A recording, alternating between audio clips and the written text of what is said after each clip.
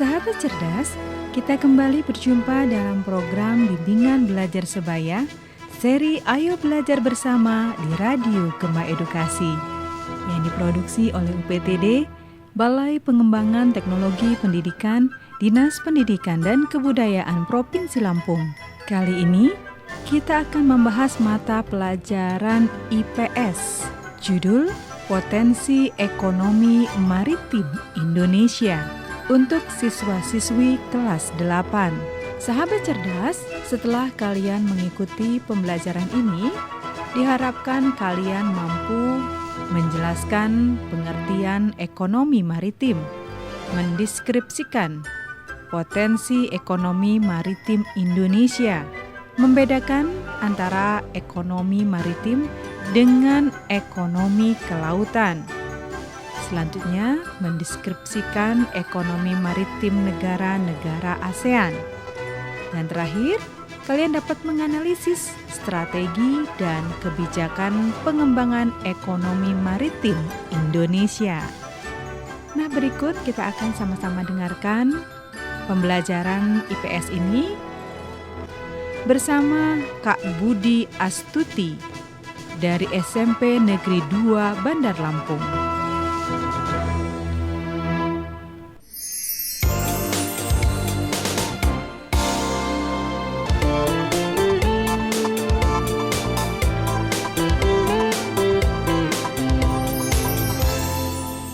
Salam jumpa sahabat cerdas, apa kabar?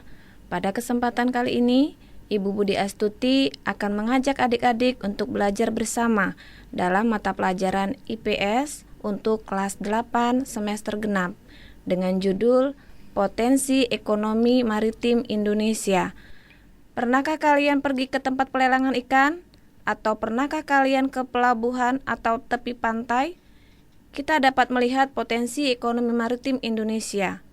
Nah, mari kita simak percakapan antara Renata, Siva, dan Anita berikut ini.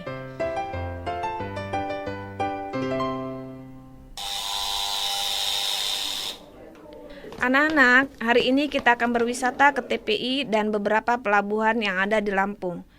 Oke anak-anak, karena bisnya sudah siap, ayo kita naik. Hore!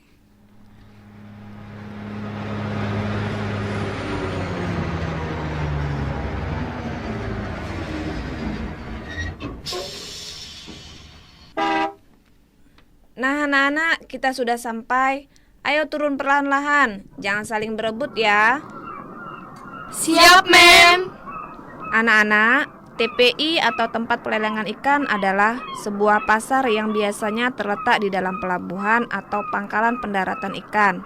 Dan di dalam inilah terjadi transaksi penjualan ikan dan hasil laut, baik secara lelang ataupun tidak. Fungsinya untuk apa, Mem? TPI berfungsi untuk memperlancar kegiatan pemasaran dengan sistem lelang.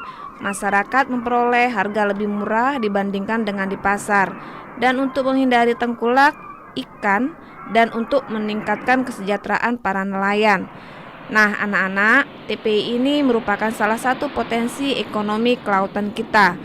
Ayo, siapa yang ingat apa itu potensi ekonomi kelautan? Saya, Mem. Ekonomi kelautan merupakan kegiatan ekonomi yang dilakukan di wilayah pesisir dan lautan, serta di darat yang menggunakan sumber daya alam dan jasa-jasa lingkungan kelautan untuk menghasilkan barang dan jasa. Betul sekali Renata.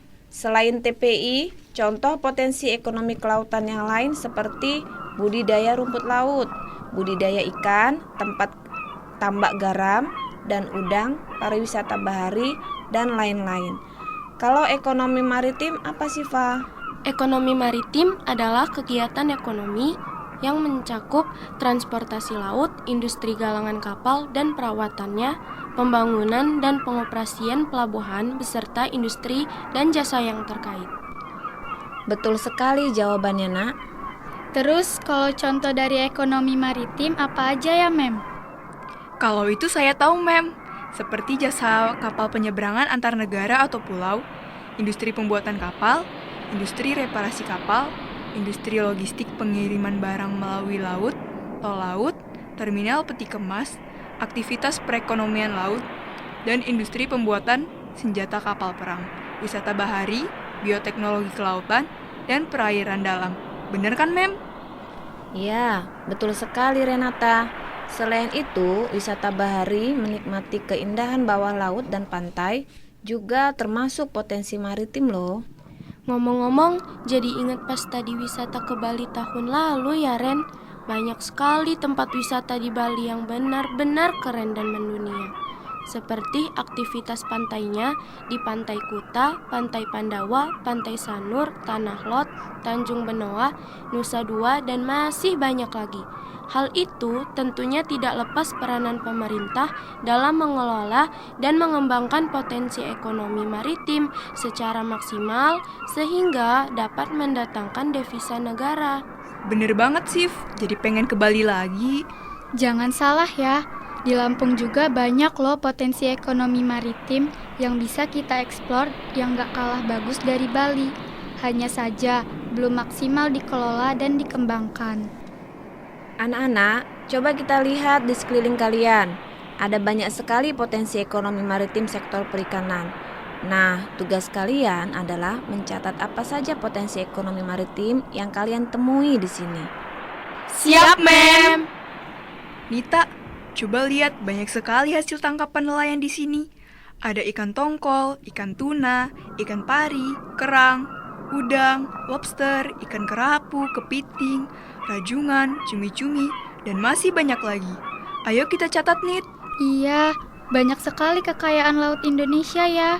Ya jelas dong, secara wilayah lautan, Indonesia dikatakan 2/3 dari daratan meliputi luas laut Indonesia mencapai 3,1 juta kilometer.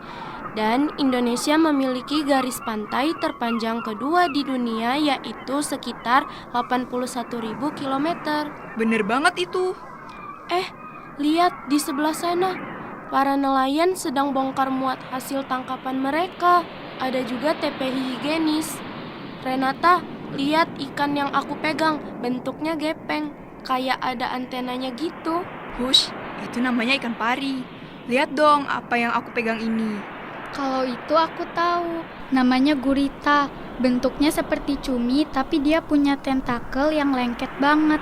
Kalau dimasak rasanya enak loh. Ih, lihatnya aja serem. Aku nggak doyan, mending makan cumi atau udang. Udang lobster enak tuh, hehe. Siva, pas kita keliling di perkampungan nelayan tadi, ada kegiatan para nelayan menjemur ikan untuk dijadikan olahan ikan asin dan menjemur lumput laut. Kegiatan itu merupakan bagian ekonomi maritim atau ekonomi kelautan ya, Sif? Iya, aku juga lihat tadi. Itu termasuk ekonomi kelautan, Loren. Lihat nggak kalian? Ketika dalam perjalanan tadi, aku lihat hamparan hutan mangrove di tepi pantai.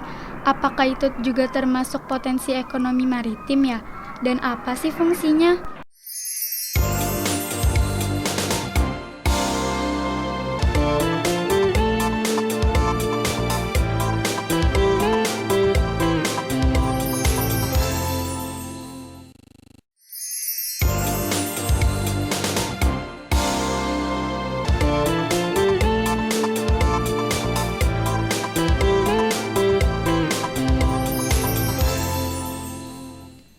Wah, pantainya indah banget ya. Iya ya, serasa di mana gitu. Hamparan pasirnya, lautnya, merupakan destinasi wisata yang dapat meningkatkan pendapatan daerah dengan menarik kedatangan wisatawan dalam negeri dan wisatawan asing. Di Lampung sudah banyak destinasi wisata untuk aktivitas pantainya seperti Pantai Sari Ringgung, Pantai Mutun, Pantai Klara, Pantai Duta Wisata, Pantai Pasir Putih, dan masih banyak lagi. Selain itu, ada juga aktivitas penyelaman dan aktivitas pelayaran. Kalau aktivitas penyelaman di Lampung ini kira-kira di mana ya? Di Pahawang, Ren. Di sana kita bisa menikmati keindahan bawah laut dengan snorkeling dan diving. Wah, pasti seru ya kalau kita bisa ke sana. Seru banget, Nit. Aku sudah pernah ke sana. Pemandangannya indah banget. Baik pemandangan pantainya dan juga pemandangan bawah lautnya. Gak kalah dengan pantai-pantai di Bali deh pokoknya. Yang lebih seru lagi, ada satu tempat destinasi wisata yaitu di Teluk Kiluan, bertempat di Kabupaten Pesawaran. Di sana kita bisa menikmati keindahan pantai dengan kearifan budaya lokal dan juga dapat menikmati wisata laut melihat lumba-lumba di habitatnya. Hanya saja, Kenapa sih? Agaknya ada yang nggak memuaskan ya dari pengalamanmu di sana. iya, hanya saja akses menuju Teluk Kiluan sangatlah sulit. Kita harus menempuh perjalanan kurang lebih 4 jam dari Bandar Lampung. Tapi ketika sudah sampai di sana terbayar sudah lelah dan jauhnya dengan pemandangan yang indah. Kapan-kapan saya harus ke sana tuh. Penasaran sama cerita kamu, Sif. Ternyata Indonesia kaya akan potensi maritim ya, apalagi keanekaragaman hayati lautnya. Luar biasa banyak. Jelas dong. Pertama, dikarenakan Indonesia terletak di sekitar garis khatulistiwa, sehingga mendapat banyak sekali cahaya matahari. Akibatnya, tumbuhan laut fitoplankton tumbuh subur. Kedua, Indonesia terdiri dari ribuan pulau, mengakibatkan aneka ragam hayati unik dapat berkembang. Ketiga, Indonesia memiliki banyak gunung yang memuntahkan berbagai mineral penting dari perut bumi. Dan yang terakhir, Indonesia memiliki wilayah geologis di pertemuan paparan Sunda dan paparan Sahul. Mantap! Kita harus menjaga dan melestarikan kekayaan maritim Indonesia, terutama di Lampung ini, guys.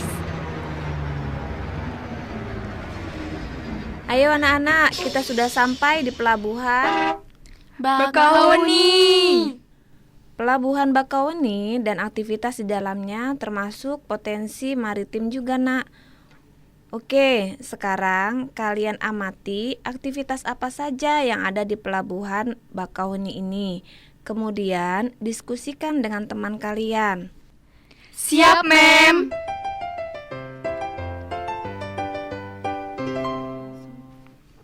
Ren, pelabuhan di Indonesia banyak kan? Iya, Sif. Banyak sekali pelabuhan yang tersebar di Indonesia. Jumlahnya mencapai 72 pelabuhan yang beroperasi. Mengingat wilayah Indonesia sebagian besar lautan dibanding daratannya. Seperti Pelabuhan Bakauheni ini. Selain itu, ada juga Pelabuhan Merak di Banten, Pelabuhan Gilimanuk di Bali, Pelabuhan Ketapang di Banyuwangi, Pelabuhan Tanjung Priuk di Jakarta, Pelabuhan Tanjung Mas di Semarang, Tanjung Perak di Surabaya, Pelabuhan Panjang di Lampung, dan masih banyak lagi. Tapi fungsinya beda-beda ya. Ada yang berfungsi sebagai transportasi jasa penyeberangan antar pulau. Dan ada yang berfungsi untuk jasa bongkar muat dan pengiriman barang baik domestik maupun ekspor. Nah, kalau Pelabuhan Bakauheni ini sebagai transportasi penyeberangan baik manusia dan barang dari Pulau Sumatera ke Pulau Jawa. Jika dilihat aktivitasnya, peringkat pelabuhan paling sibuk di Indonesia adalah Pelabuhan Bakauheni ini. Karena setiap hari ada ratusan kapal feri yang berlabuh dan pergi dari Pelabuhan Bakauheni. Kemudian, pelabuhan tersibuk kedua di Indonesia adalah Pelabuhan Batam, karena banyak ekspedisi pengiriman barang antar pulau yang menjadikan Pelabuhan Batam sebagai tempat bongkar muat, karena tempatnya yang strategis. Kemudian yang ketiga adalah Pelabuhan Belawan di Medan. Di sana setiap hari ada kurang lebih 3.000 orang yang naik turun dari pelabuhan tersebut karena memiliki 4 dermaga dengan luas total sekitar 12.077 hektar. Dan pelabuhan ini sering dijadikan tempat impor atau ekspor barang. Ayo anak-anak, waktu kita di sini sudah habis. Ayo kita lanjutkan perjalanan kita ke Pelabuhan Panjang. Anak-anak, kita sekarang berada di Pelabuhan Panjang. Pelabuhan Panjang ini merupakan salah satu pelabuhan bertaraf internasional, digunakan sebagai arus lintas barang dari Pulau Sumatera ke Pulau Jawa dan sebaliknya dari Pulau Jawa ke Pulau Sumatera. Dan untuk mengurangi padatnya lalu lintas daratan, Oleh karenanya, pelabuhan panjang ini dijadikan sebagai tol laut. Tol laut sebagai salah satu upaya meningkatkan ekonomi maritim Indonesia agar lebih maju dan efisien, dan juga menjadi salah satu strategi dari pemerintah untuk menghadapi ASEAN Connectivity. Betul sekali, Sif. Pemerintah juga mengubah paradigma pembangunan nasional dari pembangunan berbasis daratan menjadi pembangunan berbasis lautan. Maka, semua produk dari pertanian, tanaman pangan, hortikultura, perkebunan, kehutanan, peternakan, bahan tambang, dan mineral, manufaktur akan lebih berdaya saing karena biaya logistik akan lebih murah dan pergerakan barang lebih cepat.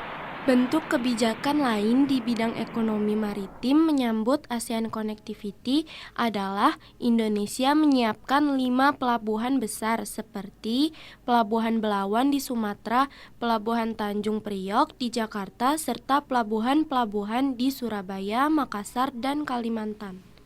Strategi-strategi yang dibuat oleh pemerintah mengenai ekonomi maritim dengan harapan dapat mendorong pertumbuhan ekonomi dan peningkatan kesejahteraan rakyat Indonesia.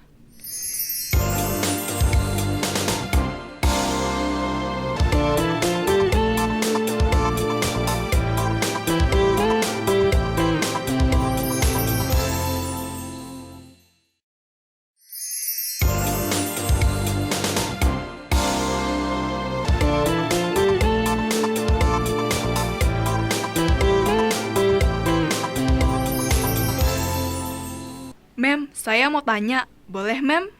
Boleh dong, Ren. Kayaknya masih belum puas jalan-jalannya ya. Ih Mem, gini loh. Tadi kan Siva bilang ASEAN Connectivity. Nah, itu tuh apa ya Mem?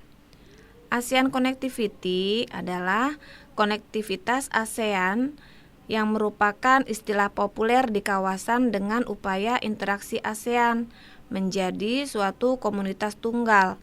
Menurut Menteri Perencanaan Pembangunan Nasional, Armida Salsilah Alisjabana, bahwa ASEAN Connectivity sebagai wujud nyata visi ASEAN dalam membangun komunitas dan kebersamaan akan menjadikan kawasan Asia Tenggara lebih mampu bersaing di lingkungan global. Dan strategi apa yang dilakukan pemerintah dalam menghadapi masyarakat ekonomi ASEAN, khususnya pengembangan potensi ekonomi maritim? Strateginya dengan dilakukan harmonisasi regulasi yang sesuai dengan segala pihak, akan tetapi kendala kita menghadapi MEA terletak pada pemberdayaan nelayan sebagai pelaku utama perikanan. Jika nelayan tidak beranjak dari kemiskinan, maka produktivitas menangkap ikan menurun. Dampaknya tentunya pendapatan akan menurun juga. Oke Mem, terima kasih penjelasannya Mem. Sama-sama nak.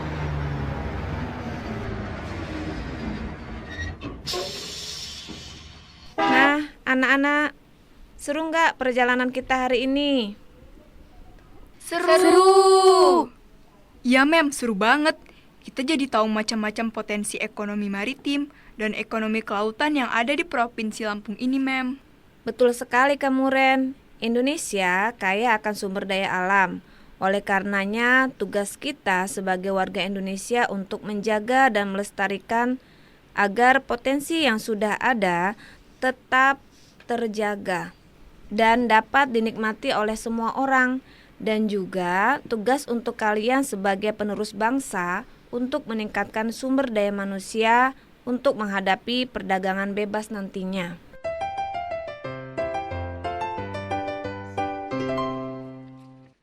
Sahabat cerdas, potensi ekonomi maritim Indonesia sangatlah besar.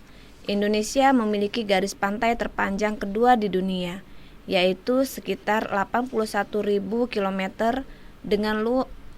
dengan luas laut mencapai 3,1 juta kilometer. Adapun potensi ekonomi maritim Indonesia antara lain meliputi sektor perikanan, pariwisata bahari, energi terbarukan laut, transportasi laut, minyak bumi, dan gas lepas pantai. Industri dan jasa maritim merupakan salah satu kebijakan ekonomi maritim dalam menyambut ASEAN. Salah satu kebijakan ekonomi maritim dalam menyambut ASEAN Connectivity Indonesia menyiapkan 5 pelabuhan besar seperti Pelabuhan Belawan, Tanjung Priuk, pelabuhan di Surabaya, Makassar, dan Kalimantan, juga Pelabuhan Bakauheni. Sahabat cerdas, sektor-sektor yang ada dalam lingkup ekonomi maritim di Indonesia yaitu sektor pelayaran, sektor perikanan, dan sektor pariwisata bahari. Yang pertama adalah sektor pelayaran. Meskipun Indonesia merupakan salah satu negara kepulauan terbesar, industri pelayaran Indonesia masih memiliki banyak tantangan untuk dihadapi. Kondisi pelayaran di Indonesia belum maksimal dalam meningkatkan perekonomian negara. Selain karena fasilitas kapal angkut yang belum memadai, sistem pelabuhan di Indonesia juga harus terus diperbaiki. Tidak hanya kedua hal tersebut, potensi sumber daya manusia di sektor pelayaran juga harus ditingkatkan supaya sektor pelayaran bisa terus berkembang. Yang kedua, sektor perikanan. Sektor perikanan merupakan salah satu sektor yang cukup berkembang. Kementerian Kelautan dan Perikanan juga sudah mengadakan gerakan makan ikan dengan harapan adanya peningkatan yang konsisten di sektor perikanan dan semakin populernya ikan sebagai bahan makanan di Indonesia. Kemudian yang ketiga adalah sektor pariwisata bahari.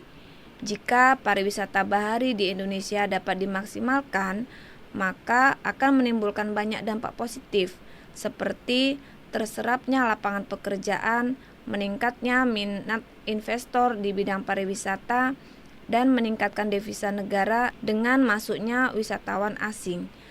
Salah satu contoh pariwisata bahari adalah Raja Ampat, Papua. Akan tetapi, sektor perikanan bahari juga belum dikembangkan dengan maksimal. Oleh karenanya, pemerintah mengeluarkan kebijakan pengembangan ekonomi maritim di Indonesia. Yang pertama, meningkatkan pengelolaan pelabuhan serta alat-alat penunjang aktivitas pelabuhan dan menjalin kerjasama internasional.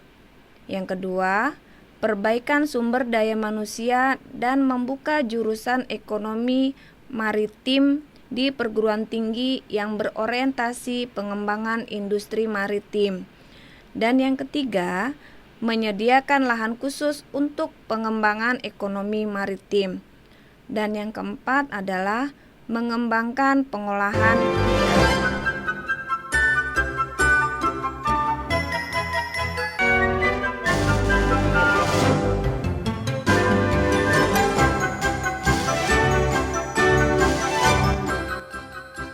Nah, sahabat cerdas, demikianlah pembelajaran kita untuk hari ini.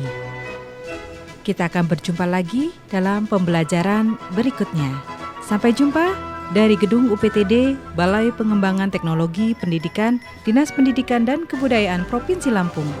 Radio Gema Edukasi, berbagi ilmu untuk semua. Mengucapkan terima kasih dan sampai jumpa.